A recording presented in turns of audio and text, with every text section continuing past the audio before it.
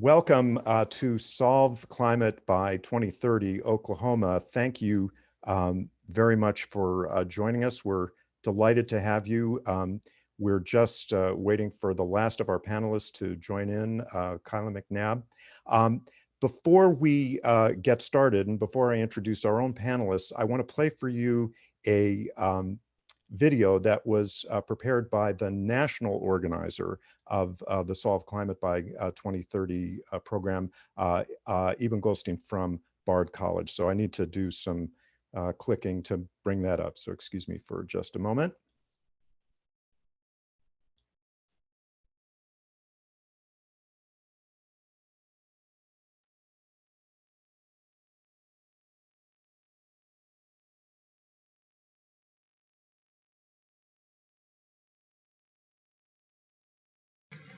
Welcome to Solve Climate by 2030. Today, universities in almost all 50 U.S. states, Puerto Rico, D.C., and several other countries are hosting state and region-wide webinars focused on ambitious and feasible things that we can all do in our cities, our towns, and states in the coming year to really move the needle on climate change. Here is the most important idea to take home today. What you do locally will change the future. Fact. The U.S. state of Georgia is a top 10 solar state. The neighboring Sunshine State of Florida has very little solar power due to outdated laws and regulations. When we launched Solve Climate a year ago, we could never have imagined that today, entire countries and much of the world's economy would be shut down, with hundreds of thousands of people ill, thousands having passed away, and our health systems overwhelmed. I take that back. We could easily have imagined this. Our health experts and scientists warned us this was coming. After SARS and MERS, they told us this was coming, and yet we didn't take preventive action, we didn't prepare. COVID-19 has shown how fragile our health and economic systems are to extreme events. Our scientists have told us clearly that unchecked, climate change will turn our lives into an unending series of extreme events. Floods, droughts, rising sea levels, pests and disease, more extreme storms.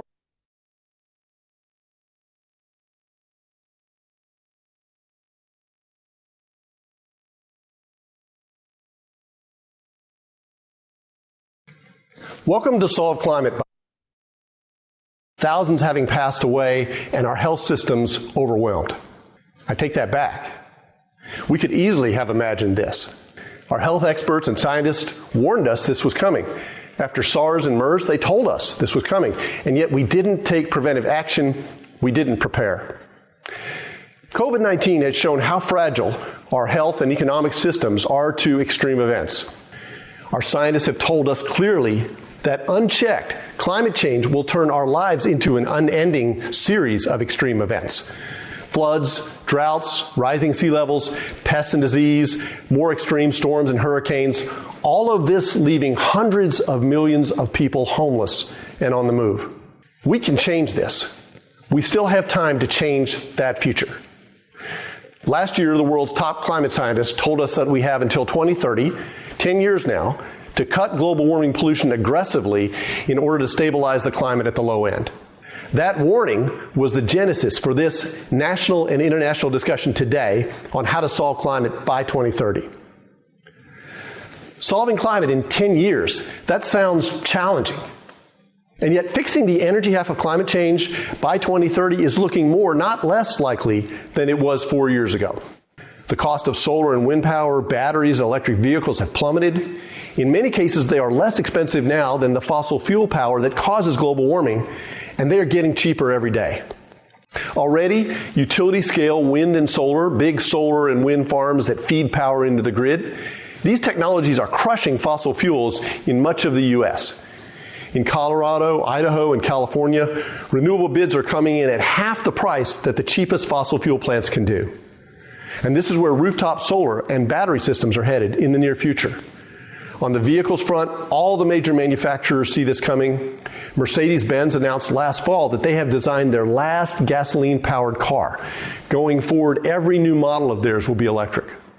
Combining electric-powered vehicles with the impact of driverless technology, we could see a very rapid transition away from gasoline-based cars to EVs in the next decade. All this progress was the result of a major technology push by national governments.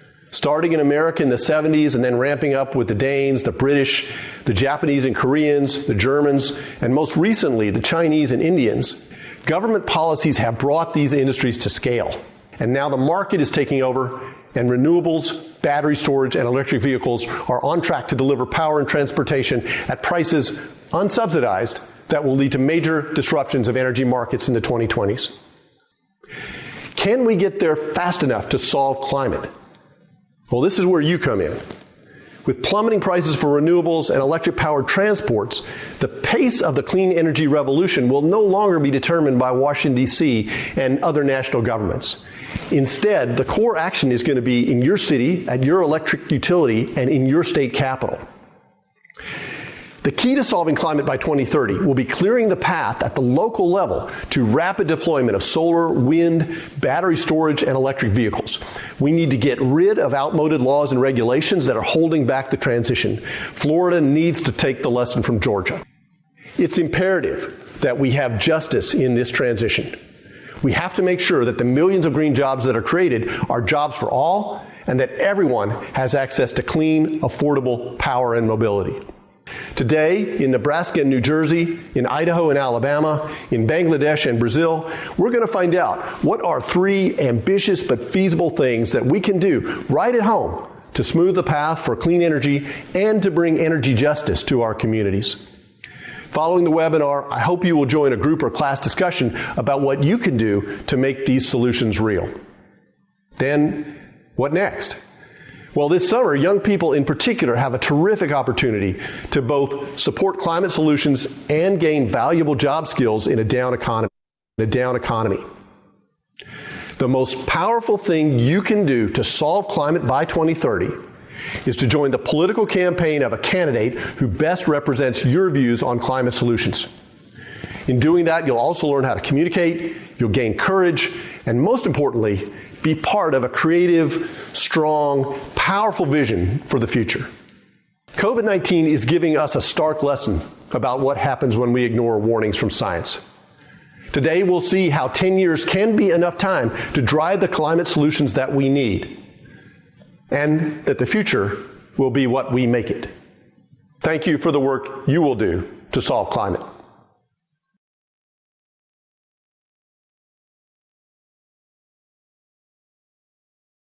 Okay, I want to say thanks to Eben Goldstein, the national organizer of this effort. He's at Bard College in New York State, and he has really instigated a series of events just like this one in virtually all 50 states and in several foreign nations. So we're really taking part in a nationwide effort today. My name is Zev Trachtenberg. I'm in the philosophy department here at OU, and also I serve as the director of our environmental studies program. I want to say particular thanks to Mike Stice, who I'll introduce in just a moment, and Lynn Sorgen of the College of Earth and Energy, the Mewburn College of Earth and Energy, who have worked tirelessly to get this event organized. Here's what we're going to be doing today. We're going to be hearing from our 4 speakers in order, who will each take about 15 minutes to present one piece of what we might be able to do here in Oklahoma. After that, we'll take a short break, and then we'll come back for Q&A from you folks out in internet land. For people who would like to contribute to the discussion, the way we're going to do that is by email. And so behind my head there is the email address. It's geology@ou.edu. So at any point you can send in a question or a comment. Our colleague Lynn Sorgen is going to be collecting comments and questions from people in the audience, and then passing them on, and I will pass them on to the speakers at the second half of the program. So without any further ado, let me turn things over to Dr. Berrien Moore, who's the Dean of OU's College of Atmospheric and Geographic Sciences.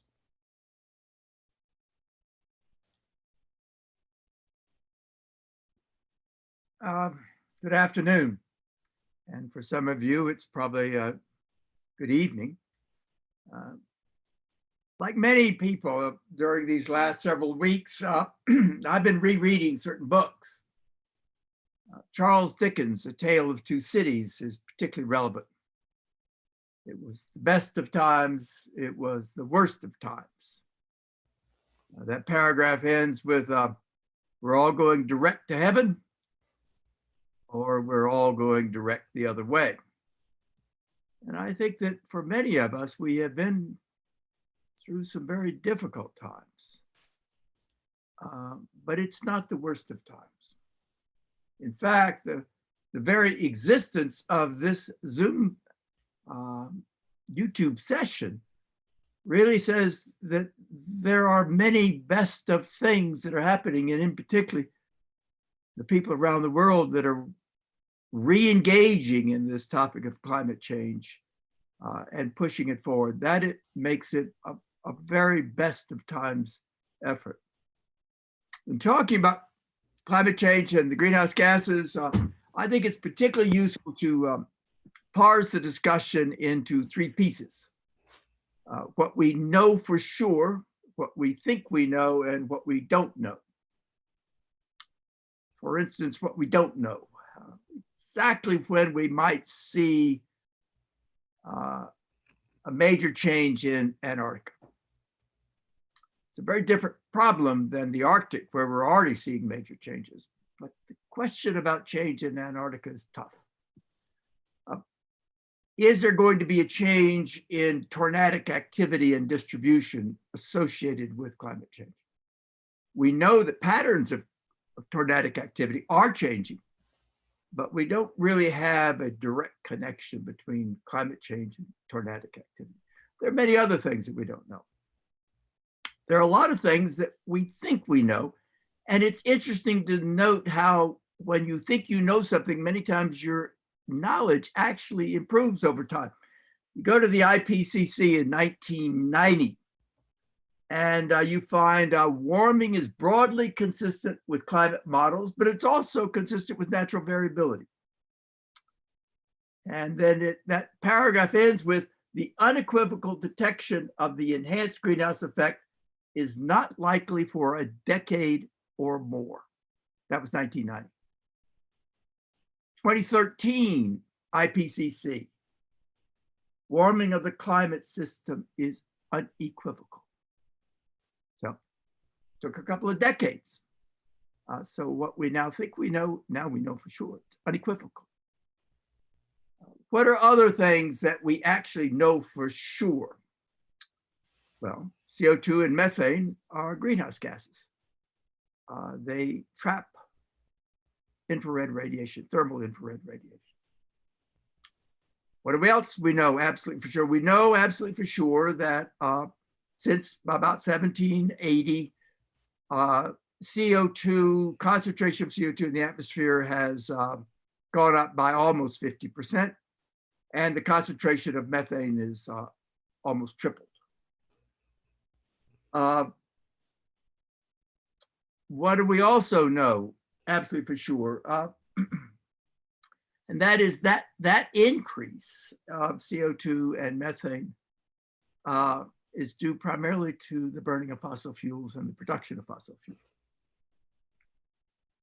What else do we know absolutely for sure? Absolutely for sure. CO2 is a very, very long-lived gas in the atmosphere. In fact, there are CO2 signals from the Industrial Revolution that are still in the atmosphere. CO2 is a very long-lived gas in the atmosphere. And therefore, we know absolutely for sure it's going to be tough to stabilize that concentration. Methane is not a long-lived gas in the atmosphere, 7 to 9 years.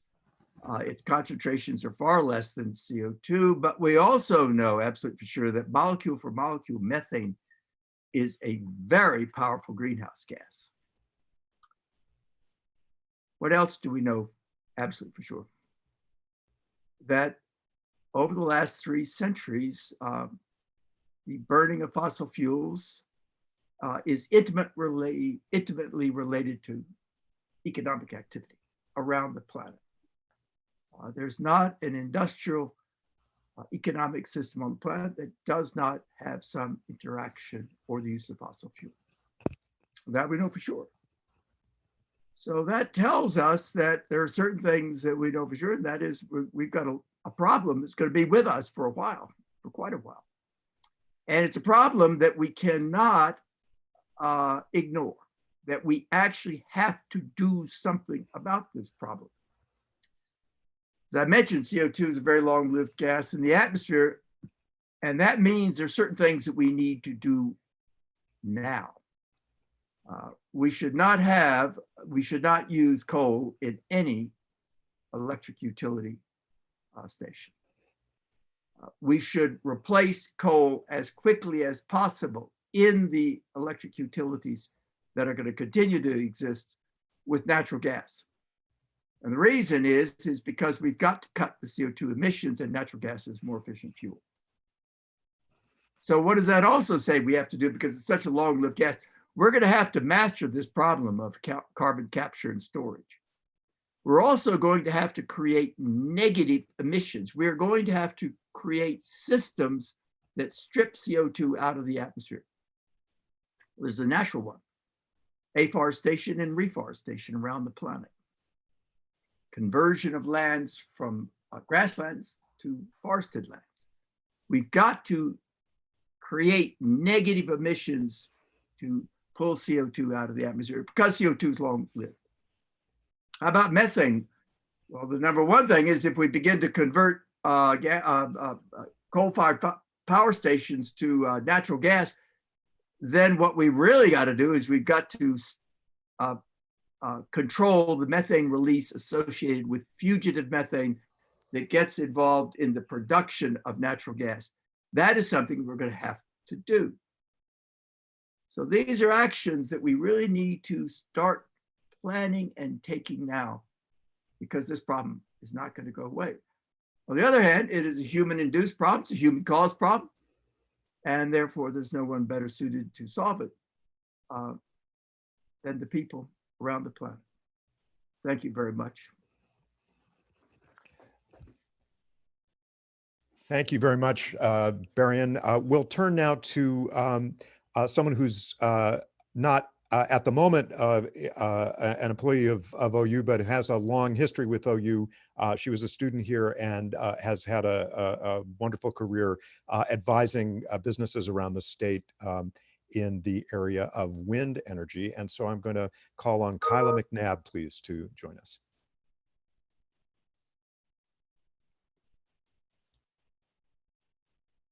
There we go. There's unmute. Thank you so much, Sev. And thank you to all of you for joining in, because it's forums like this that we hope you get really good ideas, and we hope it, pun intended, charges you up to go out and make some difference in the world that we need to see to be done. So as you just heard from Dr. Moore, electricity generation is probably, if not the largest, the primary contributor to emissions across our planet. And it's that electricity generation mix that makes up the difference. In general, your electricity sources come from, as Dr. Moore mentioned, you have coal-fired generation plants, you have natural gas generation plants, and then you often have a little bit of renewables thrown in, as well as a little bit of nuclear power thrown in, which that's a whole separate side discussion. But what I want to focus on is what we've seen with wind power, specifically in Oklahoma. Because in order for us to reduce the emissions and really tackle this climate change issue, we need to be able to harness the resources that we have at our fingertips at each of our locations. What makes us able to make a difference in the world is that we all have our different strengths, we all have our different resources, and we use those to the best of our abilities. In Oklahoma, that happens to be wind power. We have the 8th best rated wind resource in the entire nation. So one would think Oklahoma is an energy state. Makes no difference. It should be easy for us to understand this and blend it into the electricity mix that we have within the state. And while Oklahoma certainly has a long history, as well as throughout the West, of harnessing wind for water pumping and other necessary elements, it actually wasn't until the early 2000s that Oklahoma got its first utility scale wind turbines, actually producing electricity at a utility scale within the state of Oklahoma. This is about 25 years after you saw the really good first deployments out in California take place. So why was this? Why did it take us so long? I mean, there's a reason where the wind comes sweeping down the plains is part of our state song. So why did it take us so long to harness this in a large scale notion? Well, you have a lot of questions about it. It's expensive. What happens when the wind doesn't blow? It's intermittent. It doesn't blow all the time, even though I beg to differ on a lot of scales. Wind turbines take up too much space. And oh my goodness, let's not bring up the fact that, those little kinetic art pieces sure could be ugly. We don't need to be changing the landscape too much there. So all of these elements come about, of course, when you have new technological advancements, when you've got something new within the state. I'm sure people said the same thing regarding oil rigs as they dotted. While they understood the economic development and elements that they brought to the state for the energy production, wind turbines are no different. They're just dotting the landscape, just no different than power poles or anything else to help us advance. So the first wind projects came about in Oklahoma in 2003. And as with any new technologies that take place, those first projects really broke the mold. There was actually a fun little competition between two major wind power developers within the state. Both of them argue that they actually had the first project, one down in southwest Oklahoma and one down up in northwest Oklahoma. One I think poured the first foundation, the other one raised a blade first. So I don't choose not to get into the middle of that argument. The fact is, we saw our first projects built then, and it just made so much sense. And as first projects often do, it broke the mold. It really opened, I wouldn't say necessarily floodgates, but it started the snowball roll of, hey, this stuff actually works within. Oh, and did you know that a wind power produced project, the electricity prices are stable for 20 years? So when you actually go to a utility partner and you go to a consumer, could any other energy source tell its consumers, I can tell you what your price of energy is going to be next week? How about 6 months from now? How about 5 years from now? Wind power can do that. It's its number one real strategic part that it can play outside of even all the emissions reductions, water reductions, because it doesn't need water to generate. It's the fact that the price is stable for the life of that contract. So generally 20 to 25 years. And as you heard in our opening video, if you fast forward to today, wind projects are coming in at half the price of traditional energy projects. So as those first projects started going within the state of Oklahoma, you still needed a push. And again, as been talked about, that's generally where the government comes and steps in. You kind of need that little bit of incentive to move forward.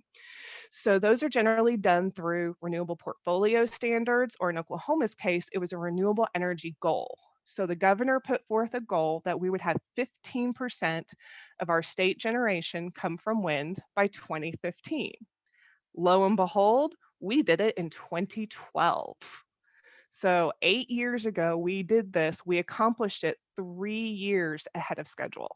And this is really, truly due to the environment and the policies that were put into place, as well as the fact that our wind is just that darn good. As again, anyone that spent any amount of time in Oklahoma realizes this. So what goes beyond that? So we've met our goal. What next? Then it gets to the technological advancements that take place. Turbines are getting bigger, which means you need less wind turbines to generate the same amount of power, if not even more power. So they take up even less of a footprint.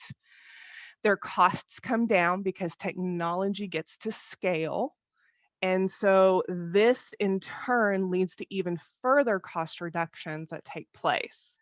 This helps the market continuously grow to where we are now, which as of the end of 2019, going into this year, Oklahoma has 31.7% of its electricity coming from wind power at this point in time.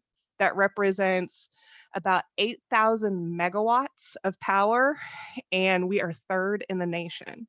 If you want to equate to that to some really nifty climate numbers, that equates about 5.2 billion gallons of water and accounts for the removal of about 2.4 million cars off the road. So again, this is what 30% has brought us. So the question then leans to, what next?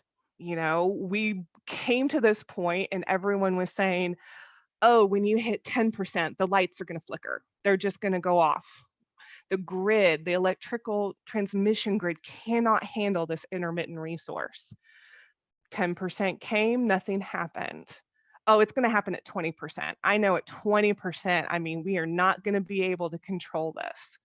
20% came and went, and here we are. And the last time I checked, the only time my lights flicker is when certain thunderstorms, and we're getting into our fun time of year here in Oklahoma. That's about the only time I have a tendency to lose power, even though my home is powered by 100% wind power by my utility provider. So what next? Next comes a part where you have to choose wind power. We know this is possible. And in order to continue this, again, 5.2 gallons of water saved, 2.4 million cars off the road worth of emissions. These are not pie in the sky. These are fully calculated. We can do this and we can do better and we can do more. Let's double it. Let's get to 60% wind power within the state of Oklahoma. Can we do this? Yes. How do I know this? Because we've only just tapped into the resource. We have the wind turbines, we have the area. All the studies have been done, the footprints have been calculated. This can be done in a reasonable manner. And all it takes is a step forward for people to choose wind power. And by choosing wind power, it helps utilities really seriously consider one of the large elements that needs to be done is updating and evolving the utility business model and how they pay for their electricity and how they get their generation to ensure that renewables has equal footing on other scales of energy. And this is something that's being addressed and needs to be done. But by choosing wind power, that shows our utility providers, both from a personal level that we do and with businesses, that this is what, that it's possible and that it can be done. Because wind power has not only the emissions and the climate support side of things to play, it also has a great economic development story too. Money going towards schools, local taxes being paid, manufacturing taking place, domestic manufacturing taking place. The wind turbine technicians is the #1 fastest growing job within the United States right now even. So it's a source of fantastic employment for those looking for opportunities all around the nation in general. So it really comes down to us. So by choosing wind power, we can do this and take Oklahoma to 60% wind power.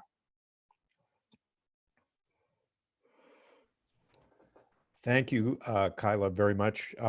Let me remind everybody that if you have questions, you can send them. Let me duck down so you can see. You can send them in by email to geology@ou.edu.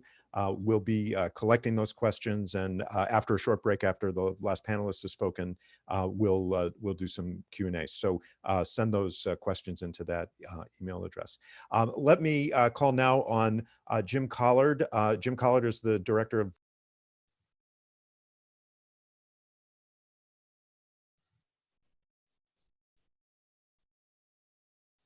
Have I lost you? I can't hear you, Zeb. You're good. Jim, I think you're coming through. Okay, good, thank you. I really appreciated the comments of the two previous speakers. I'm looking forward to hearing from Mike as well. I'm coming to this discussion from the standpoint of an economic developer. Really, if you think about it, what I'm trying to do is apply the principles that we'll be discussing in this webinar at the street level, at the revenue level, if you'll pardon the analogy.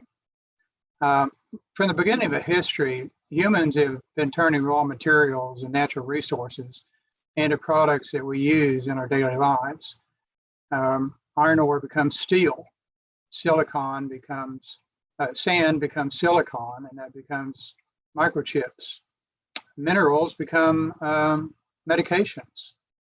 Unfortunately, until recently, commercial and industrial development, by and large, has followed the notion that raw materials and natural resources are simply to be used and then discarded.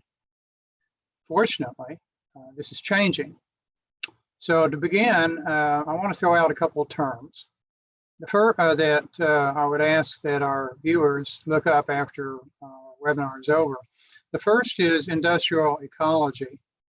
This is the notion that industries and manufacturing plants can utilize their resources more efficiently and then create and in turn reduce their carbon footprints. The other term to Google is the circular economy. Here the goal is to create an entire economic system that is as waste-free and as environmentally resilient as possible. The idea is to design the manufacturing process from the beginning in a manner that allows for raw materials and resources to be recycled infinitely, if possible. Now we can think about this at two levels. One is at the actual plant or lab level that produce the new products. The other level, where I work, is in the design of the economy as a whole as it's worked out at the local level. And that brings me to the Citizen Potawatomi Nation's industrial development strategy.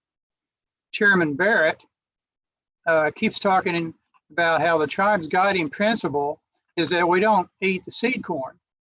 And what that means is that we view our human and natural resources as the anchor of our entire development strategy.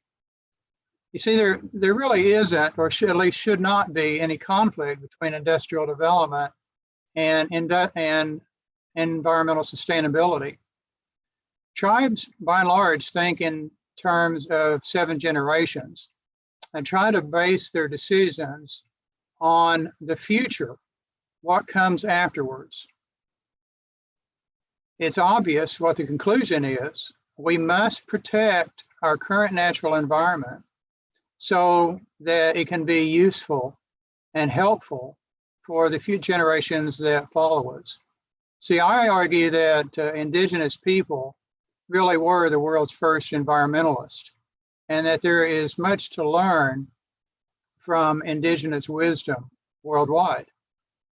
Now, what this means in terms of Citizen Potawatomi Nation is that we're utilizing our expertise in geothermal technology and solar panel installation in all of our development projects. From the construction of elder housing, which involve elements of geothermal and solar, such that many of our new housing units are just barely on the grid, to the Grand Casino and resort area on I-40 just east of Oklahoma City, which we believe is the largest geothermal complex in the state of Oklahoma. Most of our development incorporates those two technologies. And that leads me then to a discussion briefly about the Iron Horse Industrial Park. It is a 794-acre park anchored or on Native American trust land. That gives us a lot of operational control and policy control over what happens there. As we state in proposals that we submit to companies, the park is conceived as an industrial extension of the Native American culture that emphasizes environmental protection and sustainability. In essence, we are recruiting companies that focus on the principles of the circular economy, as I mentioned earlier. Directly, Iron Horse is rail anchored. That's important because rail is second only to ocean and water transportation as being the most environmentally efficient. A metric that many times used is a standard rail car, not an oversized rail car, just a regular run-of-the-mill, can transport 4 to 8 semi-trailer loads of material at significantly greater range per unit of energy used, mostly natural gas in terms of, or petroleum in terms of trucks, of course. The park is also a foreign trade zone. We quite literally have a global footprint, and we've been able to make presentations at the last 2 World Indigenous Business Forums, where the message again is that first, Indigenous people can engage in a global economy and do so in a way that is geared toward protecting the natural world that we all cherish.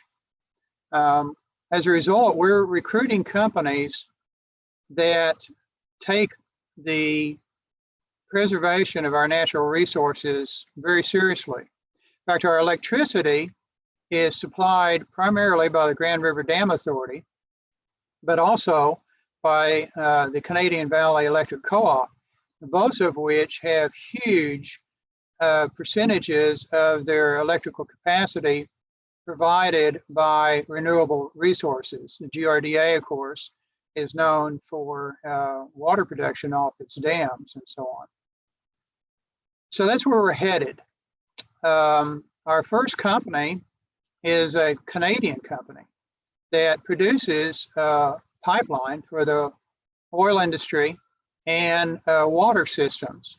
And I think that's an important point we need to keep in mind. We need to be careful about value judging industries and value judging individual companies, because ProPipe is utilizing state-of-the-art production techniques that are geared specifically along the lines that we've been talking about for the last few minutes.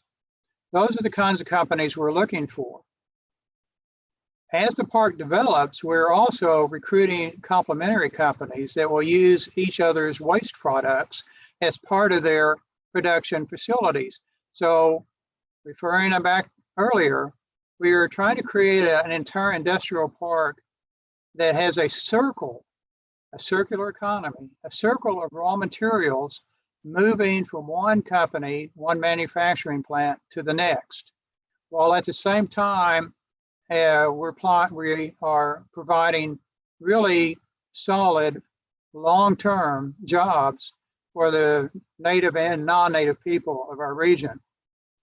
So that's really the idea, that's the quest, as it were, that we think and act on these principles of environmental sustainability and put them into effect by negotiating contracts, by our bidding processes, by the way we fuel the park. Every single bit of unusable ground from an industrial standpoint will have an element of renewable energy, from solar panels to ground source heat pumps and geothermal and so on. Now, one odd thing about our park is we probably will not be utilizing wind in the park, and that's because it's located very close to our Eagle Aviary, and which has this huge outdoor cage, and the wild eagles will fly in periodically and interact with those in the cage. The idea here is that design the park and indeed design the economy in a way that is practical while still focused on the goal of environmental sustainability. So that's it. At the time, there's much more behind that, of course, but I'd be happy to answer any questions. Thank you, Jim. And again, keep those questions coming into geology@ou.edu.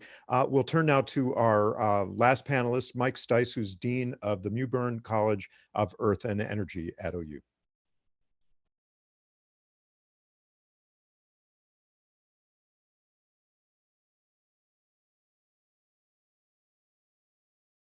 You're still muted. I'm going to unmute you. Good evening, everyone. This is Mike Stice. I am the Dean of the College of Earth and Energy at the University of Oklahoma, and I am a little unusual as a panelist on this because I'm the one responsible for educating and developing new oil and gas professionals for the future. But I think it's important that we start with the foundation that this is a problem that we all own. The industry owns it, the oil and gas industry owns it. Many of the comments that Kyla shared around wind, the development efforts that, obviously Jim has engaged in, these are all noble in cause. And I want to speak to my colleague, Dean Berrien Moore, because he didn't get the kind of introduction he deserved. Berrien is a real scientist. And when he shared the unequivocal statements around science, I just want to reinforce the points that he made. Those comments are no longer disputable. And I want everyone on this call, regardless of age, to understand that the future lies in first acknowledging the science. And as an oil and gas executive of 35 years, it's easy for me to say, I want to be a part of the solution. I'm not here to continue to have dialogue about denying that science or having conversations with others that might feel like we're being attacked as an oil and gas industry. Because in reality, we're not. We are part of the solution. So we're unapologetic here at the state of Oklahoma to be the 4th largest oil producer. We export a lot of that energy elsewhere. We're the 3rd largest natural gas producer. But one of the things Kyla pointed to, this great state is also home to 8,100 megawatts of wind power. And that's, I think, 35%. Kyla can know better than I, but we're second only to the state of Texas. And everybody knows the geographic footprint in the state of Texas is quite a bit bigger. I think we ought to do that per capita, Kyla, and show that we are still #1 over Texas. Here in Oklahoma, we take pride in beating Texas on a regular basis. So I think it's really important to recognize that any conversations about energy needs to be all in. The state of Oklahoma has it all. We even have coal-fired, but we have doing exactly what Berrien called us to do. We're replacing coal with natural gas, and that has made a huge impact. Most people don't realize that the United States actually did a better job of complying with the Paris Accord than any other country, simply because of the shale boom and the natural gas that was brought into the market, replacing coal all across this country on an economic basis. We have been making great strides, and the oil and gas industry has been behind that success. I want to comment also about the solutions. The solutions we need to think about are those along the lines that Berrien talked about around negative emissions. It's not going to be good enough to just slow down the escalation of CO2, slow down the leakage of methane. We must do that, but we're going to have to go beyond that if we're going to be successful. And so the idea of creating technologies that would, whether it be direct air capture of CO2 or the way to carbon capture, then ultimately sequester it, these are all things that we have to be engaged in. And there's no skill set better suited to do that than the very skill set that developed and produced the petroleum and fossil fuel industry that we've enjoyed to date. Now, I want to talk a little bit about fugitive emissions, because Berrien mentioned it and highlighted the two important ones. We talk about the consumption of fossil fuels being a source of CO2, and obviously, and the importance about that.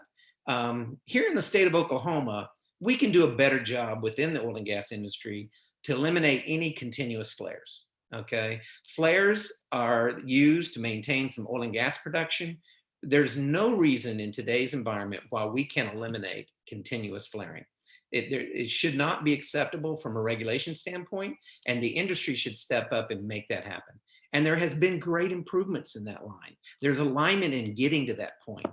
Now, we're probably always going to have emergency flares in the case of a safety incident where we need to do something on a temporary basis. But on a permanent basis, there's no excuse for a continuous flare. We have the technology to develop the ability to close that window. When you think about methane emissions, there are really two sources, agricultural and cows, and then ultimately our own leaks from handling all of this natural gas and traditional fossil fuel. Once again, we have the technology. We have specialized cameras, FLIR cameras that can look for any kind of volatile organic carbon leak. We can tighten down the system and eliminate those leaks. And we have to make a better job of ensuring that. Now, fugitive methane is no reason why the industry and frankly, all of us can't ensure that no methane goes into our atmosphere. One of the common sources is instrumentation. Instrumentation that requires pressure in remote locations oftentimes uses the natural gas as a pressure source and has a very tiny continuous bleed. But we have the technology to use electronic versions of that, pneumatic versions of that. There's no reason for us to continue to use pneumatic pressure from methane that ultimately ends up in our atmosphere. So we got to close the lid on fugitive methane. I do want to talk a little bit about one of the things that that Jim chatted about, which I think is really important, and that is in the great state of Oklahoma, we have all of these penetrations from this oil and gas business. You know, thousands of wells have been drilled, many of which have created depleted reservoirs. In these depleted reservoirs, these wells that are no longer productive, we have access to low temperature geothermal. We can go and tap into 180 to 200 degree Fahrenheit water, and we can convert that to power electricity, use it as heat sink or heat generation, however we want to use that. And we can develop another low emitting energy source. And so we think that we need to concentrate on the geothermal source that we have here in the great state of Oklahoma. We also believe that there's more to be done around cleaning up the CO2 that we have, reducing the emissions of CO2, developing the stack capture of CO2 from these gas plants, and then sequestering it first into enhanced oil recovery, where it can actually help us make additional oil production. Second, in depleting reservoirs. Let's take that CO2 and put it back where it came from. And we have to develop the technology as an industry to do that. And we are by far the most qualified technically to do that within my college. So I think it's really important to recognize that we're all in this together, and the oil and gas industry is equally committed. There's lots of work going on to try to make this better. But I also think it's important that everybody on this call knows what they can do. What can they do to ultimately make a difference? You can do as Kyla said, you can ask for wind power as your source of generation. You can develop projects like Jim is talking about. You can join me in figuring out how to tap into this new geothermal source, and more importantly, lead the industry in shutting down methane emissions and find ways to capture CO2 from the air to create that negative emission environment that Berrien spoke about. There's no doubt that together we can solve climate by 2030. And so I want to encourage you to find your voice, get out there and talk to people about, you understand the science, you understand why this is important, whether that means talking to legislators or just educating your family and friends. I want you to pursue career choices in my college or in Berrien's to ultimately be a part of the solution. I think it's so important that everybody advocate for solutions that offer justice as we make this important transition in our energy portfolio. Thank you. Thank you very much, Mike. And thanks to all the panelists for their comments. Why don't we take just a short break, say a 5-minute break. I think I'll keep the stream going because things like that can be fragile. So we'll just be sort of hanging out here but everybody might benefit from a brief break. So in 5 minutes, we'll reconvene and send in questions to geology@ou.edu. We've got a bunch of questions in already, so while we're on our break, I'll be sorting through some of the questions and begin to hand them over to our panelists. So we'll see you again at 5:50 in 5 minutes.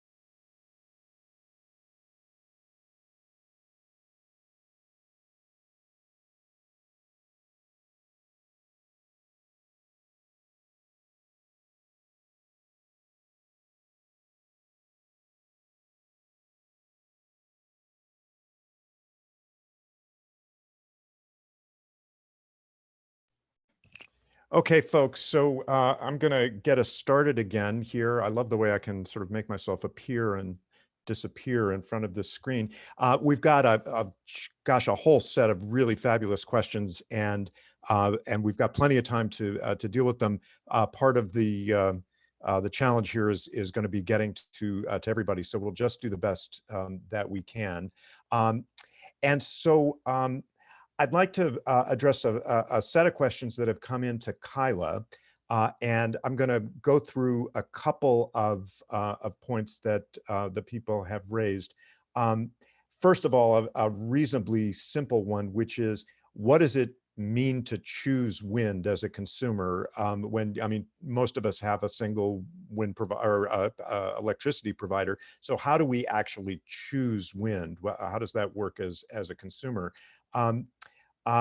And that opens up a kind of broader question of how we, what are the actual means that we have to advocate to utilities that we get more renewable choices, and what are the kinds of regulatory barriers that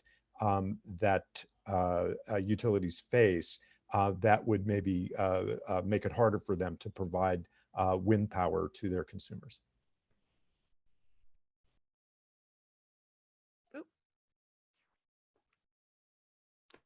So all excellent questions that are all definitely tied together.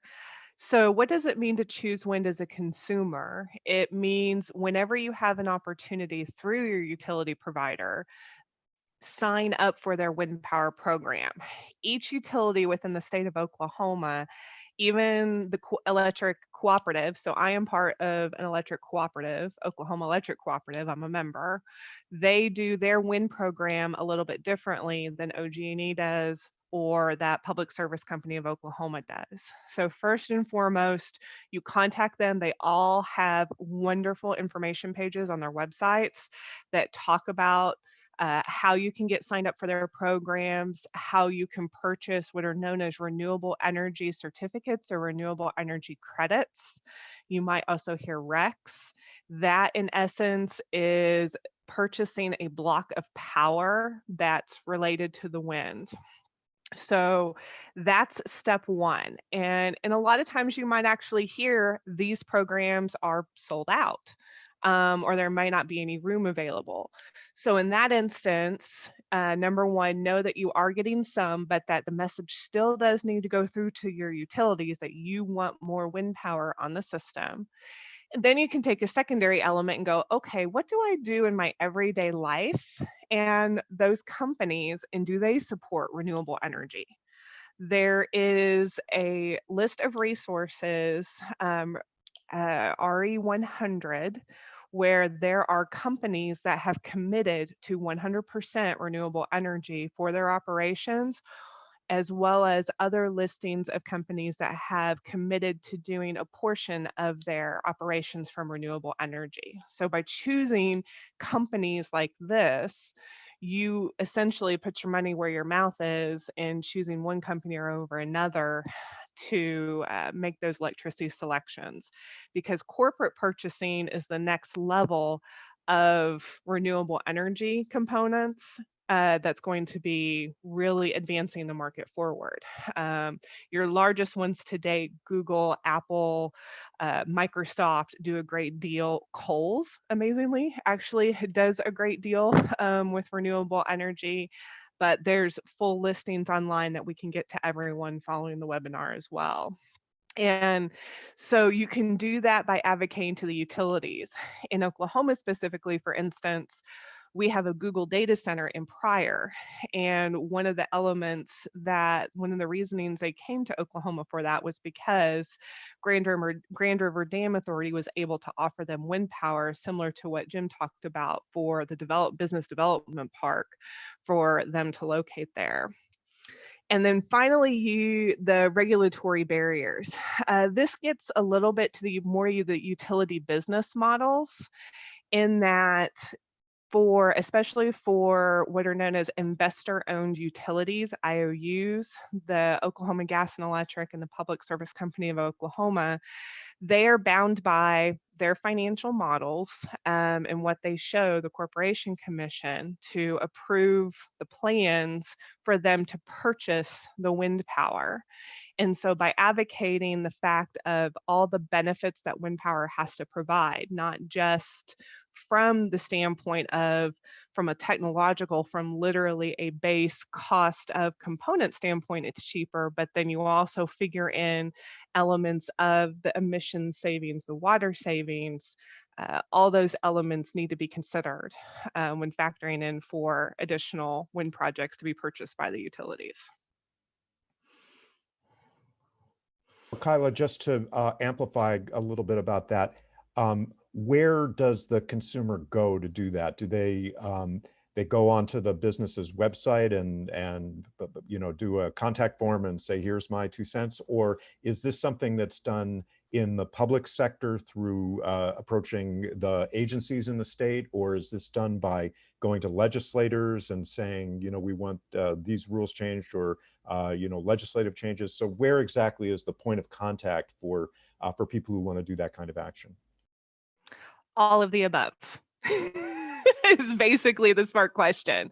Anytime you have an opportunity to talk to a policymaker, talk to a legislator about what's important to you, especially your representatives within your districts, you are their constituents, it's important that they hear from you. Same for the companies. They're on websites now. There's a lot of public facing information regarding efforts that are being done by companies, because they understand this means a lot and that this is the time for people to act, and that we as consumers do have, unfortunately, fairly limited options of what we can do. In Oklahoma specifically, since we don't have the ability to choose our electricity provider, we have to choose wherever we can. And so if you Google corporate purchasers of renewable energy, that will take you to the global websites where it highlights those companies that are taking the extra effort towards utilizing renewable energy within their operations. So it sounds to me as if you're saying that as consumers, we can express our values in this area, not only by our purchasing decisions, where we do have kind of limited choices, but by a kind of direct advocacy, either to companies themselves or to agencies or legislators. Absolutely. Absolutely. And by understanding the accurate information as well, by showing the educated responses and the scientific based results of wind power, that's how we can show and grow this within the state. Very good. We've got some more questions, I think, for Kyla, but let me move on and address a question to Jim. And I want to say thanks to Lynn, who's in the background, melding together questions that have come in over email and presenting them to me in a way that that is very clear. So I'm just going to read what Lynn has written up for Jim, but maybe after Jim addresses this, maybe others on the panel might want to talk about it as well. So since industry is the largest energy user, how can we shift industries back to the US so we can better regulate the either the emissions that they produce, or also encourage them more to use renewable energy? So we might not have that that kind of leverage over industries that are based in other countries. And so I wonder what Jim's views on that are, and also whether other people on the panel would advocate for policies that would work towards that goal. Thank you for that simple geopolitical question. You're talking at an interesting policy level. Really, when it comes down to the local, and echoing a former Speaker of the House, all politics is local. We've been doing that by creating as favorable a business environment as possible, from a tax standpoint, from a business service standpoint, from a transportation and logistics, supply chain standpoint, helping companies understand that sometimes lowest cost is not lowest cost, meaning many times the business models are developed on the basis of only one or two indicators, say energy cost and or labor cost, which is primarily the driver. However, there's more to it when you help the company decision makers understand that costs should be factored in over the long term, not just based on quarterly income statements. We have those discussions on a pretty ongoing basis. The other has to do, of course, that the United States, and we will get past this tragedy that we're enduring, is still the world's largest economy and still the most attractive place to do business because of our legal system. It is a secure environment. The United States is the world leader in foreign direct investment. We are a safe haven because our business processes are predictable. We're stable. We have some conflicts. We're imperfect, but we can create environments at the national level, at the state level, at the local level, in this case, the tribal level, that make the value proposition very, very attractive for companies. It starts, of course, with U.S. companies that have gone abroad in terms of their outsourcing or offshoring. Those are two different concepts, and bringing those back on board. But also appealing to the decision makers' altruistic instincts. We are all in this together. Not all business decisions are made on the basis of selfish motives aimed only at the bottom line. Much more enters into that. And so I think that's a good starting point. We've had a lot of success with that and are continuing to do so with the Iron Horse Industrial Park. So if I can follow up on that, you as in your position and the entity that you work for and represent are in a different kind of position than maybe a lot of folks who are viewing this webinar, which is that you are you're a public sector entity, right? You're a big player. You're not just an individual consumer. So if I happen to be in a similar position, I could see how I could use the sort of leverage of offering a contract or offering some kind of tax advantage to a company. I'd have that kind of leverage to try and get the kind of behavior change that I'd like to see. If I'm just a consumer, if I'm just an individual, what kind of actions do you think regular folks could take that would get the same kind of impact that you're talking about? It really comes down to putting out the time and effort to educate yourself on what the real issues are and try to sort through all the conflicting stories and viewpoints. Again, getting back to Barry and John and Kyla, the science matters. That is the baseline, deal on the basis of facts, and then utilize that information to have your voice heard. Social media is very important. Attend city council meetings and planning commission meetings.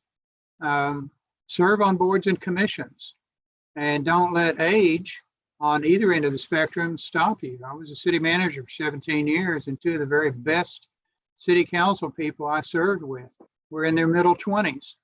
They were thoughtful, intelligent, committed, and idealistic, and that's what we need in our public leaders, regardless of the age. So I think it starts there with self-education and a commitment, a real commitment of your own time and your own resources to learn what needs to be learned and then apply that knowledge on a daily basis at all levels of government. Thank you, Jim. I think Mike wants to chime in on this point. Just unmuting myself. Yeah, Jim made some great points. I think the thing that I think is so important, we oftentimes have to think globally when we're considering a public good. The air is a public good. The blanket in the form of greenhouse gases around the globe, that's a public good. Our relationship to that public good has to change. We have to think about how to develop technology, whether we are developing wind here and using it locally so that we are making a difference, But more importantly, we're going to have to export those creative energy solutions to people. There are millions of people without energy across the globe, and there's no denying that. And many of these people are impoverished and will come up the social curve, and they're going to need our help. And so we have, I think, three roles to play. One, we need to think in terms of what our impact is and act locally, doing the things that we need to do to reduce our footprint and hopefully create the negative emissions scenario that Berrien talked about. Second, we need to make this available. Our technology is available. I had a recent trip, it's not been that recent, 3-4 years ago, where I went to Africa, and I was so impressed with the solar panel that I saw in a thatch hut and the person utilizing their cell phone. You know, we're going to have to make our technology, wherever we develop it, available to the peoples of the world, because this is a world problem. And lastly, I think it's so important for us to think in terms of all sources of energy. Some of these developing communities are going to be more apt to look into biomass, or maybe the geothermal that we talked about earlier. Some of them may not have the same access to winds that we have on our plains, okay? And so we need to think about all the solutions and how all the energy possibilities could ultimately play into solving climate 2030. Thanks, Mike. Let me invite any of the other panelists to weigh in on this question of what can we do to encourage manufacturing and other energy-intensive industry to relocate back in the United States, both to limit emissions from the transport of goods, but also to maybe encourage them to use locally produced renewable energy. We haven't heard from Berrien or Kyle on that, if either of them want to chime in. Let me speak to that. One of the things that I think that we can do, and you see it, you see the beginnings of it, where we start looking at appliances and we get much more of an efficiency index. We really need to have carbon accounting done, so that when you buy an appliance, when you buy an automobile, you see actually what was the carbon footprint, what was the carbon input or the carbon utilization in that total production scheme, and make that part of the consumer's information stream. So then the consumer begins to choose, not only, as Carlos said, I want to check the box for wind.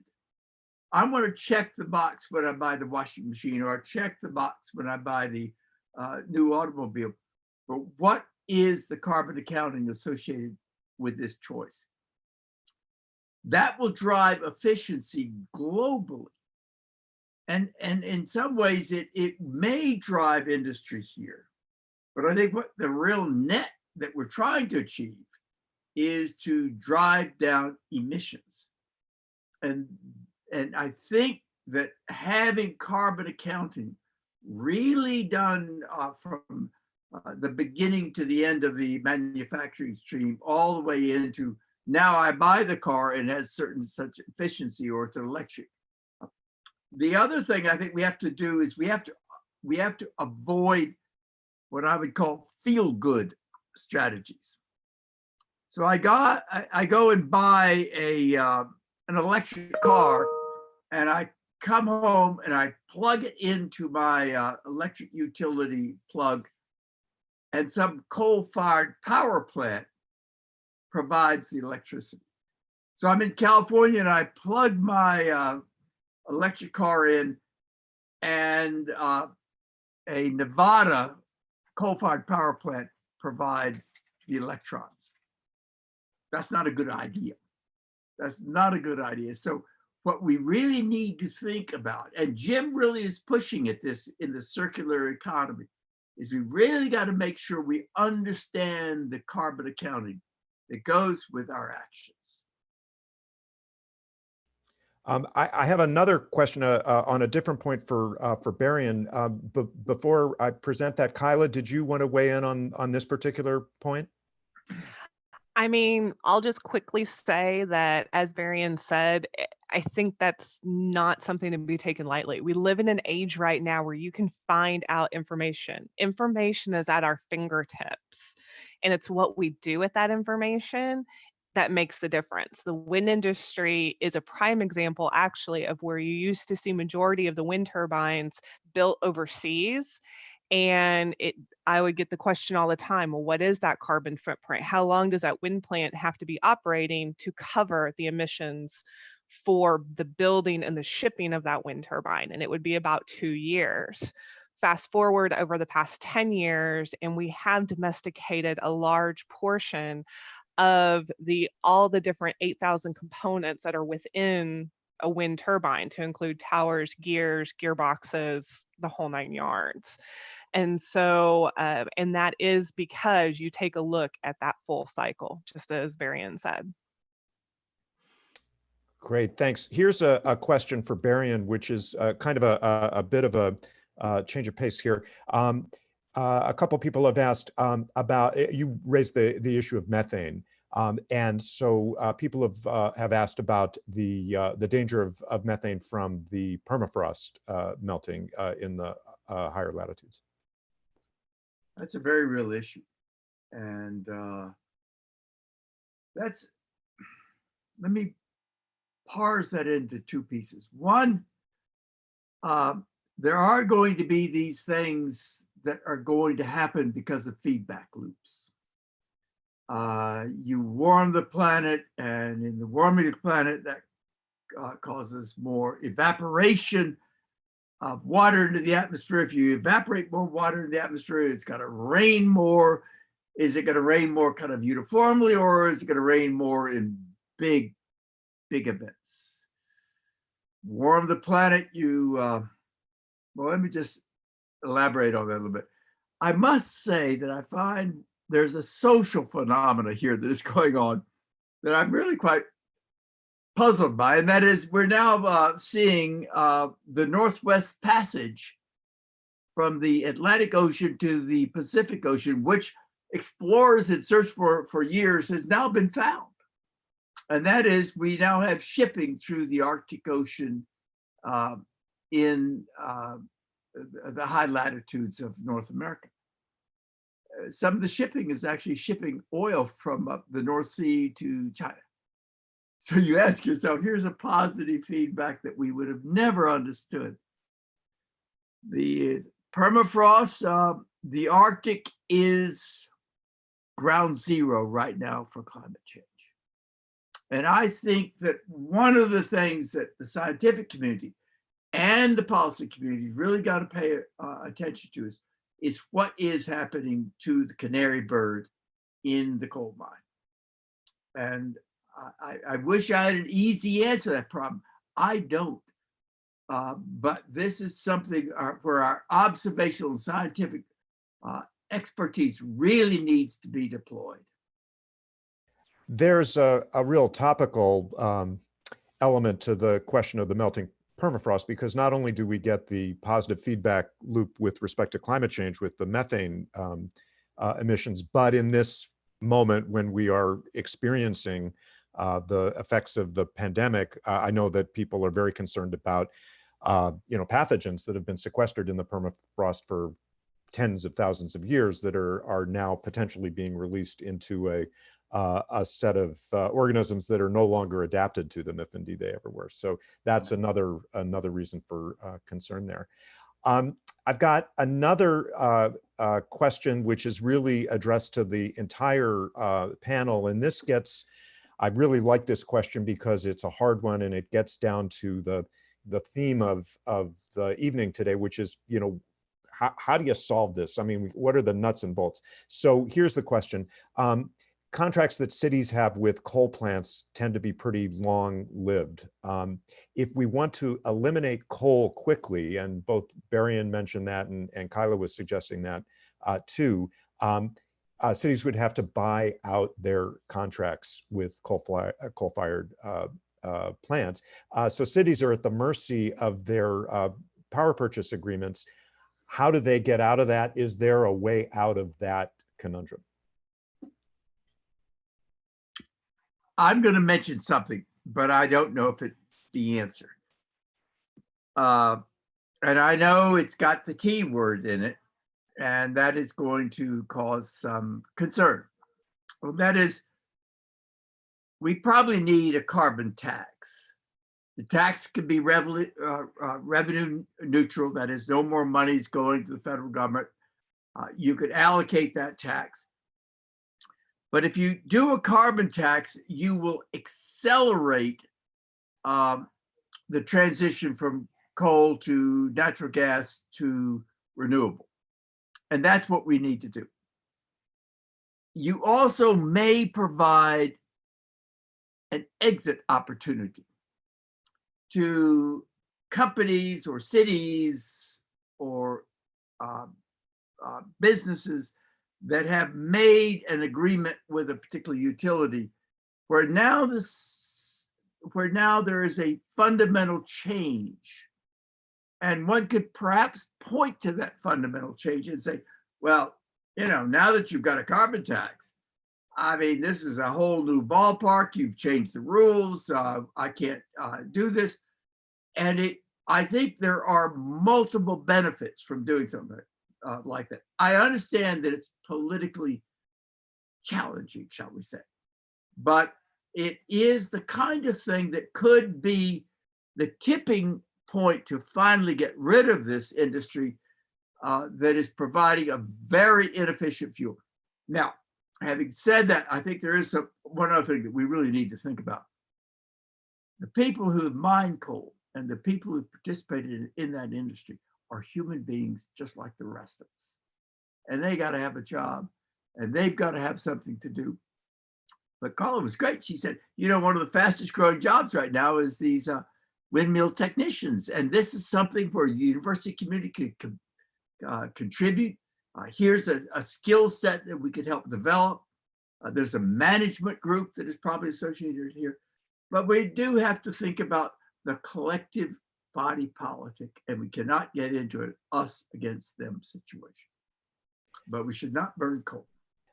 So Mike wants to jump in on this. If I can just take a second to say, I think that something that Barian brought up is a theme that we've really wanted to talk about, as we were planning this event, is a theme that we wanted to bring out, and that's the theme of justice. So there's a notion of climate justice, that whatever we do to transition from one energy economy to another energy economy, they're going to be winners. And we think we'll all be winners from a scenario where there's lower emissions and less of a increase in temperature. But there are going to be people who are going to bear some costs in that as well. And so what justice demands as a moral imperative is that we don't take advantage of the people who are bearing the costs. And so there's got to be something to compensate people who are going to bear costs, whether that's re-education to a different kind of career path,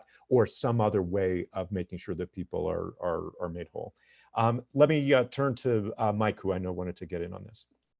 Sure. So I agree with Barry, and I think the good news here is that the shale revolution led to an abundance of natural gas discovered here in the United States, and that abundance has led to a natural replacement of coal.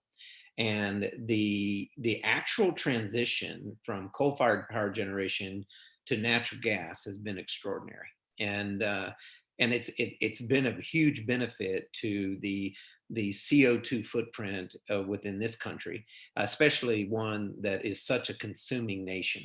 We are the largest economy in the world from the standpoint of what we consume. We're the biggest energy consumer, and as a result, you would anticipate we would have the largest CO2 footprint. But it has been improved enormously on the backs of these discoveries around natural gas, and that's given these utilities the motivation to replace coal-fired with natural gas. Now, the question, though, is a good one, because the question was a contractual question. Utilities are motivated to have both base load and variable load power. And it's so important that everybody recognize that coal, like nuclear, is a heavy investment up front. So what typically happens is large capital projects build coal in, build nuclear in, and they generate power for a long period of time. And on an incremental basis, they tend to be very low cost because coal is so cheap on a BTU basis. But unfortunately, that's a deceptive number when it comes to coal. And the reason it's deceptive is it's not paying for the long-term CO2 consequence. And so that gets full circle back to Barron's point. If you really want to create equitable here, you got to have a carbon tax that penalizes a fuel source that is going to have an enormous carbon input. And so natural gas will be viewed better than coal. Wind will be viewed better than natural gas. And somehow we have to create the equation. And then to tie into Zeb's point, we have to make sure that the implementation of a tax is just. There's going to be utilities who've made these capital investments in coal, and they're ultimately going to have to idle them. And if so, what is the economic consequence to their shareholders and frankly to theirs? More importantly, there are people who are truck drivers who are paying enormous amount. If they're driving a diesel truck and they have a bigger carbon footprint, if they pay a huge tax, their business could go under. And so how are we going to support them? And so this is not an easy execution. There's tons of different models, but if you're going to change behavior, if you're going to change it at the local level, at the individual level, you're going to have consequences that are immediately felt, not long-term. So I am supportive of a carbon tax. It's a difficult challenge because it is not easy to develop. Stanford has one that I think tries very well to deal with the justice part of it. But I think we do need to understand that we have to change the behavior of the consumer. Just as Kyla was talking about, the data is at our fingertips. Let's put it in a form that the decision can be made so that we're making the quality decision we need to going forward. Otherwise, I'm afraid Solve Climate 2030 becomes 2035 or 2040. And I feel like a sense of urgency is needed now. Thanks, Mike. Let me, very rich, there's a question that's come in that picks up on this justice theme that we were broaching that has come up just a little bit. So let me read this and just throw it open to anybody who wants to address this one. The questioner says, is a sustainable and equitable transition possible when richer cities who can afford greener initiatives are passing environmental degradation to poorer communities and populations? How would poorer communities be accommodated in the energy transition? That's a really good and hard question. Who'd like to address that?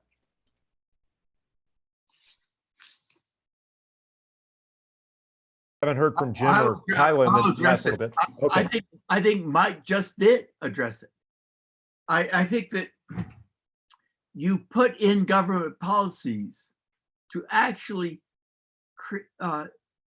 take out these friction zones. You create government policies at various levels of the government to actually try to balance that equation. That's kind of what I was trying to say with regards to, how about the coal miner? What about that person? The coal miner could be thought of as a poor, impoverished city.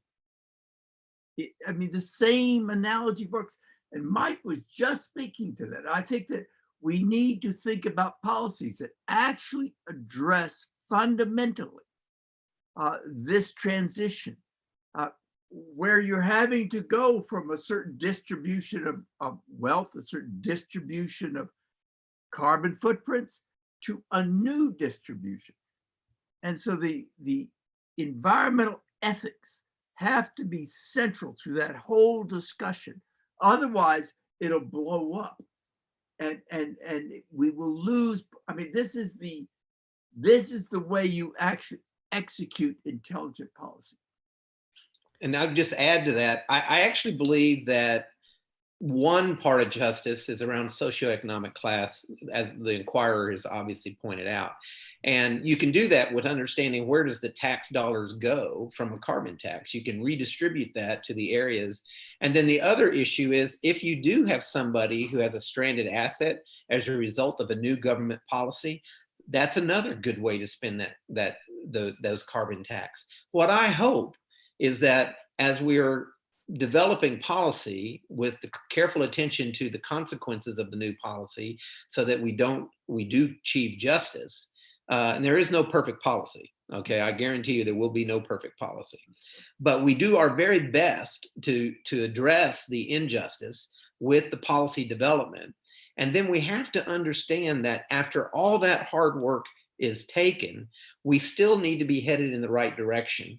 And there may be consequences, negative consequences that we all must bear, okay, before we get to the outcome we need. If the idea is that this is business as usual, we can all continue to consume as we want to consume, we can continue to do the things we've done over the last 50 years, I think the point we need to make right now, not possible. We're going to have to do things different in order to achieve what we're talking about doing here.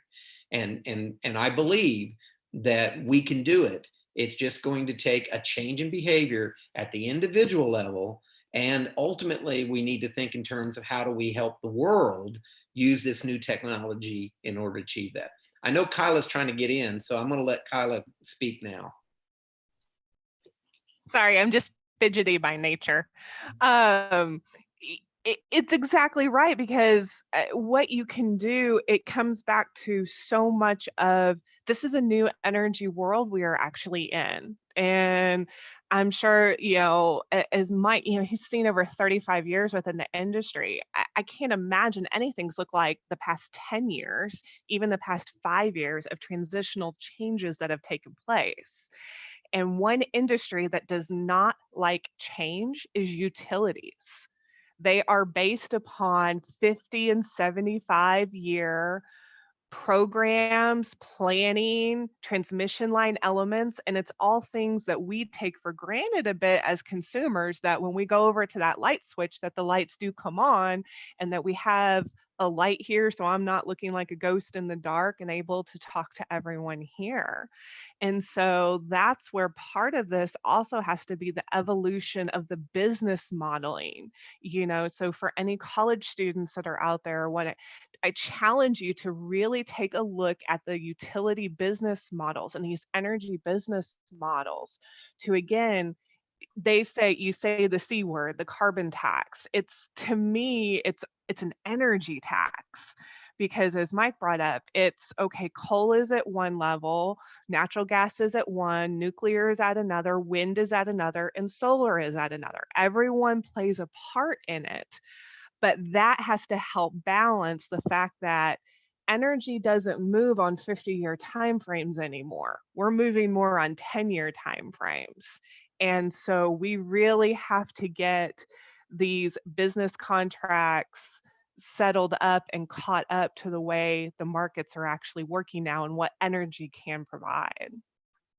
That's a great segue to another question that's come up, which sort of brings us to a more local level, kind of midway between the two levels that Mike was just talking about, the level of individual behavior, consumer behavior, and then the global level. And so I'm talking about the level of the state. And so here's a question that I'd like to put to Jim, who I think has got a unique perspective on this. I'm also going to invite him to weigh in on the issues that we've been discussing as well. This may be related. So are there current policies at the state level that you as a economic development person deal with, maybe that are specific to energy issues, that are obstacles to achieving the kind of not strictly economic goals that you have in mind, but that seventh generation goal, the circular economy goal? Are there obstacles in the policy arena right here in Oklahoma that we could think about, okay, maybe we can work to change that to make it more feasible to get to where we want to go? The answer is yes, of course.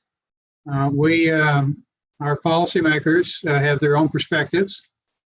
It really comes down, and I have the opportunity to teach classes occasionally at OU, and I lead off every semester by saying this: the most important policy question, regardless of the issue, is this: who decides? Who makes the decision? Well, in a representative democracy that we live in, it's we the people decide. It is the people getting together on a common train of thought and saying, this is a change that we need. That's what all of the panelists are talking about. If we believe that burning coal needs to come to an end, we can affect that change, but it takes time. There's a tendency, I think, for people to want simple solutions to complex problems. It doesn't work that way.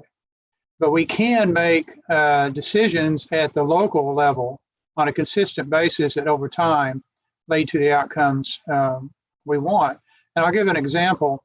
For about a year and a half, we have been in discussions with a very large company based in Asia. And we got very close to, in fact, we had an agreement in principle that they were going to build a manufacturing facility in Iron Horse. And then that got put on hold for a variety of policy reasons at the international level. But while we were over there visiting with them, we realized that their home plant is coal-fired, and that their perspective of coming onto tribal land was based on a false presumption that the EPA rules did not apply on tribal land. That's incorrect. They do. But it was an interesting part of our discussion, because what we did is that we really learned their production processes, and we consulted with some experts in the field, and we're able to show them that by building the plant on Iron Horse using natural gas saved them enormous amounts of money. In other words, we were able to cast the new energy source from the standpoint of their economic self-interest. Once we got past that, and the fact that we got confused for several hours during one long day of meetings on where the decimal points belong, we were able to help them realize, oh, wait a minute, we do need to rethink our production process, because it does make financial sense for us to use a clean energy source. So it's a combination of understanding the policy environment within which we work, influencing that environment through our involvement, but then having very base level discussions about how manufacturing processes can change in a manner that is financially beneficial to the individual companies. Thanks. I think that's really important to indicate that, you know, the kind of improvement that can be made within the private sector, which often in these discussions we tend to focus on the public sector and aren't as, you know, that kind of inside, you know, really detailed work in the private sector is so important as well. But let me address the public sector for just a second, because I'm responding to the questions that have been coming in. Let me put this one to Kyla. You mentioned before that it'd be nice to go from the 30% level, 35% level wind power in Oklahoma to say 60%. So are there policy level obstacles to that? Are there rules or regs that could be changed in order to help meet that goal? Previously done, the number one policy that was used to help spur along renewable energy, primarily wind power, but any forms of renewable energy, has been what we did back in 2010, that renewable energy portfolio standard. You know, essentially a mandate. In Oklahoma's case, we did the goal of 15% renewable energy by 2015. Other states actually put into effect a law that would punish utilities with some sort of fines that if they did not meet their prescribed goals. The goals could be percentage based, so 20% of the state's electricity. It could be megawatt based.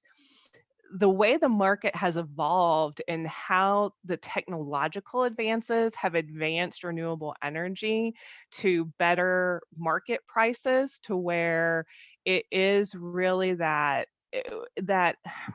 open season market, to where consumers, we've got the best choice between, okay, I love my natural gas stove, I love my natural gas hot water. I'm not gonna lie, I'm not gonna go 100% electric just so I can do wind power, because I do like my hot water. And so, but again, that's the choice I make. And so it's within that how corporate purchasing and by additional development takes place, we get to the wider spectrum of things. So the oil and gas industry here in the state of Oklahoma has played a part, supplied what Oklahoma needed, and has then also then exported the resources out. We've only actually just started that here with wind power in the state of Oklahoma. Being part of what's known as the Southwest Power Pool. So the power grid, so our transmission lines, the electrical lines that we have here in Oklahoma are all tied in together with states all the way from our southern border between Oklahoma and Texas straight up to North Dakota. And then it goes over to about Colorado is the western edge, and then over on the eastern edge, in the Missouri area. And so it's about making sure that that entire region and what we can do, that we can send power, and projects that we build here within the state can either, number one, serve corporate purchasers that we have, like Google, Facebook, certain alcoholic beverage companies that you might have seen a Super Bowl commercial with last year. And these types of those projects were built here in Oklahoma and then has since raised the bar a bit. And so more of those is what's seen in enabling that. And that again gets back to corporate purchasing and utility programs, enabling utilities to be able to provide direct purchase contracts to companies, which is not widely done right now, will enable that to happen. Thanks. Let me shift gears just a second to bring something up or come back to something that a couple people brought up. Jim talked about the use of geothermal in the Iron Horse Development Park, and Mike also addressed the idea of geothermal as being a possibility that could be developed using some of the skill sets in the that his college teaches. So I wonder if we could just hear a little bit more about geothermal. That's sort of less well known than wind. It's less visible than wind, maybe. So maybe Jim and Mike, could you talk a little bit more about the geothermal options? Glad to. Jim, you want to go first? No, go ahead. So the reason why I find this so exciting is that the skill set that we have here at the College of Earth and Energy, specifically petroleum and geological engineers, we have access to so many well penetrations, well bores across the state of Oklahoma. And we've drilled right past and didn't complete as we targeted the natural gas and the oil production. But we drilled right past an energy source that is quite attractive. We are not blessed with, Wyoming geysers and hot temperatures and steam of high pressures of other states. But we do have the technology to take this low temperature, I say 180 to 200 degrees Fahrenheit, we can find warmer. But if we can go ahead and build, and we have a project that we're working on right now that would take a couple of wells that the University of Oklahoma owns, actually, through the benefit of our wonderful donor, Curtis Mewburn. And we have the opportunity to drill these wells and recomplete them in an area where we can get access to this low temperature water. And that water can be converted to power. It can be used in a variety of different ways. We can use it for air conditioning, for a greenhouse, to make vegetables or flowers or whatever we want to do. There's all kinds of things we can do with this water. And in some cases, this water can be cleaned up and used for agricultural purposes. And so we've got lots of interesting things that we can do as a next step in the geothermal area. And I'm excited about it because I actually think it's a technology play, but it's also an untapped resource that here in the state of Oklahoma can be accessed at a much lower cost because the wells are already drilled. And so that's kind of where I'm coming from. And I don't know, Jim, you obviously have a project of your own right there on your project. Yeah, and as you pointed out, Mike, there are different kinds of geothermal systems. We utilize ground source heat pumps, which means we don't drill that deeply. We go down to about 15 feet or so. And the temperature differentials are more than sufficient to make it economically viable for us. In fact, We do have an expertise in-house that we've thought about commercializing. It hasn't so far because of other priorities, that would install geothermal systems in homes, individual homes. Many people have those. And the models that we developed shows that on average, that system will pay for itself in terms of electrical savings within 3.5 years, sometimes sooner. So we can utilize what we have and drilling shallow wells, which are a lot cheaper, because bluntly, it's in our economic self-interest to do so. We can also combine the geothermal sinks with other activities. We have the Fire Lake is a wonderful fishing pond that if you drain that thing, you would see about 20 boxes that look like a combination between a radiator and an air conditioning system that are the exchange units. Well, the people that are fishing and running the track around it don't even know that system's in there. So you can combine different activities into these initiatives and accomplish multiple goals at the same time. It's been very successful for us. We utilize it. We think every development project we put together, we start with that as a basis. I'm curious as to how much, what's the potential for geothermal? I mean, we know that Kyla's told us about the great potential that wind has. We're at 30%, we can go to 60%. Is geothermal, obviously it's not anywhere near that, but in terms of, I guess it's not an electricity generation source, but as a replacement for electrons, is what percentage of the energy mix does geothermal represent?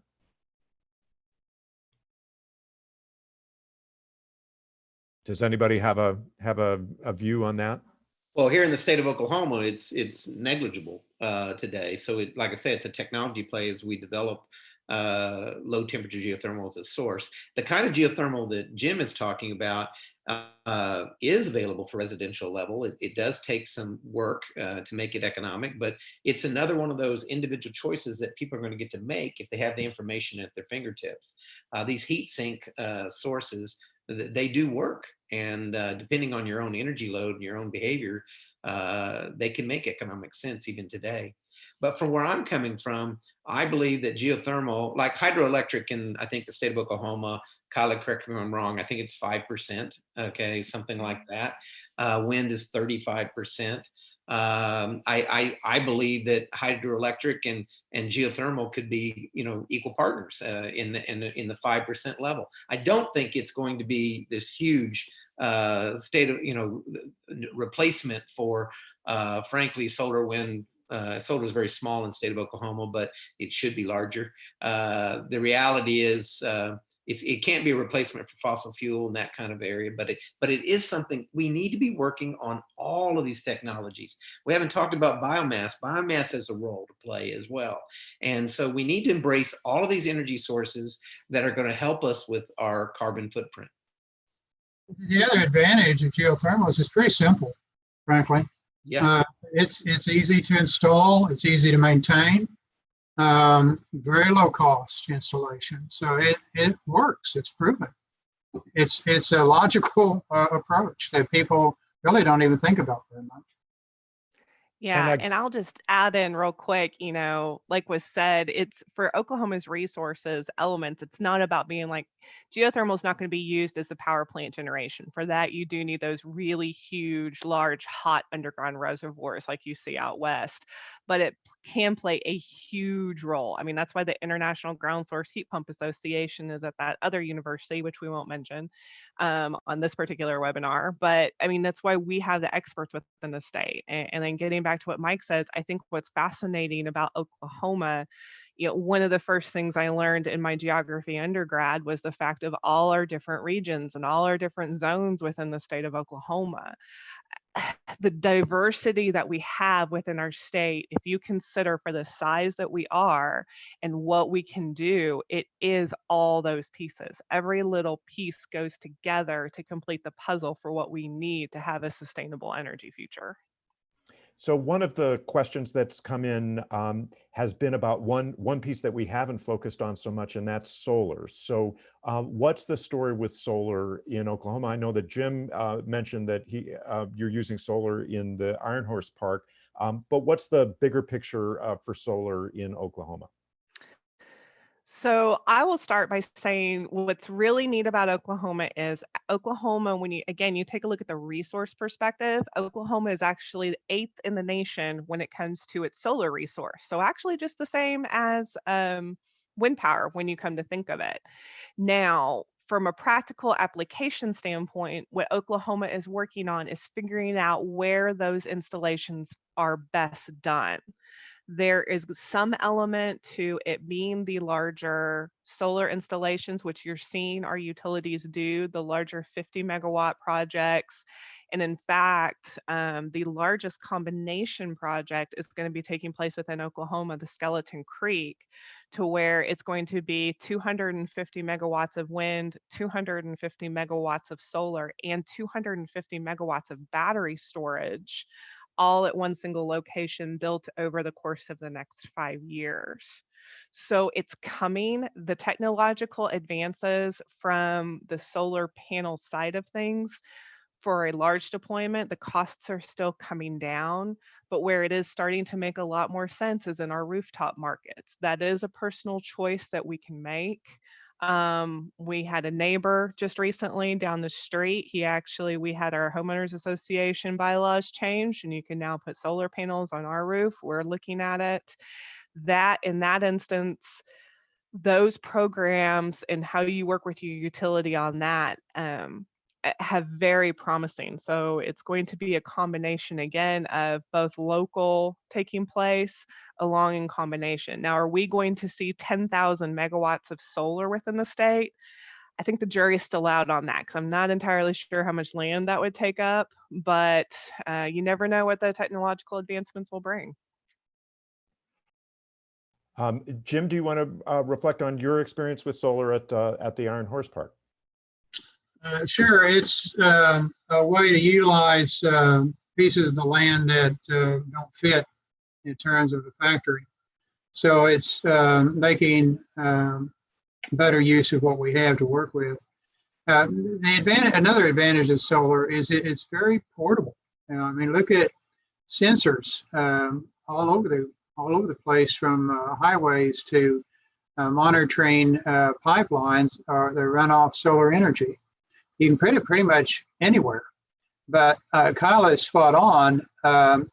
It takes a big footprint to produce big amounts of solar, and that can be a challenge, particularly in areas that don't have wide open spaces.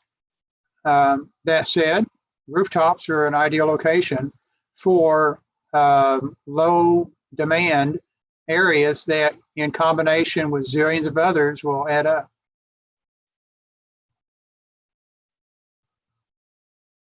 Oh, Lynn thank you very much. I'm sorry, my attention was a little divided. Lynn was reminding me of a question that I didn't get to earlier, and maybe we'll make this the last question, and then we'll do just a little bit of a wrap up. This is a question for Kyla. One of the issues that has been brought up in the past with wind energy is the noise that turbines generate. Is that something the industry's addressed? How is that? What's the latest on the noise of wind turbines? It is something that the industry has addressed. Interestingly enough, some of it has been from educational elements, where there have been several and numerous studies done that have actually gone out and measured the decibel levels of the wind turbines whenever they're operating at full capacity. And when you actually take a look at the measured decibel level, it actually is less than that of your refrigerator running in your background. So again, trust the science, trust our science. We know that that is the case. That being said, additional elements are also being done to ensure that as the turbines grow and as future technologies, if you take a look at if you take a close-up look at some of the large wind turbine blades that are traveling down the highways, you might see tiny little ridges along the sides of them. Those are actually done to help deflect the air to even lower the decibel range within the turbine's noise even more. And so, this being said, everybody is different. I have a sensitive mom's hearing. You know, they're going to sound louder to other people. That's still there's going to be effect of that. But when you take a look at the actual science behind what the decibel readings are, it's the same as that as your refrigerator running in your house. One of the things that I think is important to acknowledge, whether it be decibel readings for wind turbines, the concern about birds that Jim brought up, whether it be solar panels in the way they work and how they could be disposed of, whether it be battery technology for this transition to electric vehicles and how these batteries are going to work and how are they ultimately going to be disposed of. There is not a perfect technology. There's not a single technology that's flawless. There is no such thing. The thing that I think we all can agree on is that the scientific statements that Barian began this call with are absolutely indisputable, and that each and every one of us have to work alternatives that will help along those lines. And those alternatives are going to have problems. They're not going to be flawless, and we're going to work through them. The wind industry is going to figure out how to avoid an unintended consequence on birds. They're going to figure out how to reduce the decibels. Okay, solar panels are going to get better. I envision a future where the shingles you buy for your home is going to be a solar panel, and it will serve both your normal shingle and it will be a power source for you. And so the reality is, let's embrace the fact that human nature, human capital, our intelligence, our ability to solve problems is we cannot imagine what we can do together. Okay, so we have to work hard on all these areas. I think that if we stop the conversation just as soon as we encounter the first problem, I don't care what technology we're talking about, I think we're doing ourselves a disservice, and we're probably not going to be where we need to be in 2030. Well, Mike, thanks so much for that. You actually, I think, made one of the most really emphasized one of the most important takeaways that everyone should leave our time together with. So what I want to do is just two quick things, just to kind of hit some of the highlights of what I think people have, some of the points that people have made over the last couple hours, and then talk a little bit about the future, what we might do going forward. So I think one of the big takeaways is accept the science. I mean, if we're ever living that lesson in writ large globally, we're living that right now with this horrible pandemic we're all experiencing. Climate change is a little less visible. It's slower. It's maybe it's harder to detect, although it's getting easier to detect in many ways. And so I think one of the takeaways is we've just got to accept the science and move forward on that basis.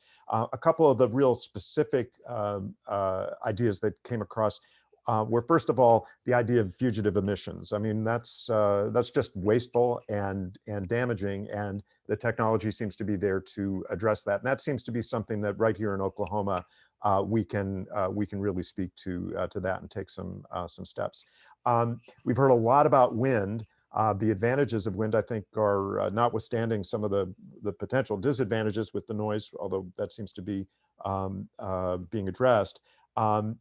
Wind can grow and be a bigger part of our energy mix, but maybe that's going to take some advocacy to see that happen. Advocacy in the way of consumers appealing to the companies that they have relationships with, and then also in the public sector where we advocate for policies that make it more possible for the wind sector to increase. Getting to, in a way, a more kind of philosophical position, some of the things that Jim spoke to about were the sort of guiding principles behind the sorts of policies or even business moves that we can make. So Jim spoke a lot about the idea of the circular economy. And really, that's a way of conceptualizing the way we organize our economic lives, so that we don't think in terms of take a material, get a use out of it, and then dispose whatever seems no longer useful. Maybe what looks like waste to us might be input to some other production process, and that is a way of limiting waste and making the economy work in a more sustainable fashion. Another very concrete idea that came across is that we're an oil producing state, and there is a whole set of skills that go along with that industry, but those skills are translatable into other production processes that might be very important in addressing the climate problem, both transitioning to other sources of energy, the geothermal idea, but we also heard a little bit, we didn't develop this too much, on the idea of carbon capture and storage. If we have the holes in the ground, maybe we can stick some of that carbon back into those holes, addressing the point that Barian led us off with, which is it's not enough to limit new emissions. There's too much carbon in the atmosphere. It's going to stick around for a long, long time. We need to get some of that carbon out of the atmosphere, so we have to have a place to put it. Well, maybe we can put it back in the ground whence in certain ways it came from.